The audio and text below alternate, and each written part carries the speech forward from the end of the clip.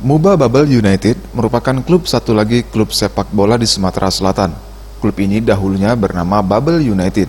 Setelah resmi merger antara Muba United dan Bubble United, tim ini akan siap berkompetisi di Liga 2 tahun 2020 dengan nama Muba Bubble United. Skuad Muba Bubble United diperkuat 27 pemain, 3 diantara merupakan pemain trial. Menjadi perhatian tim ini diperkuat oleh 7 ex-punggawa Sriwijaya FC, diantaranya Rizky Dwi, Bobby Satria, Yogi Rahardian, dan Hafid Ibrahim.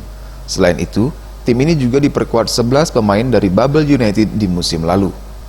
Rizky Dwi Ramadana saat ditemui mengatakan senang bisa membela Muba Bubble United di musim ini, dan dirinya mengatakan dengan banyaknya ex-punggawa SFC, chemistry dalam tim akan lebih mudah untuk menjadikan tim ini lebih solid.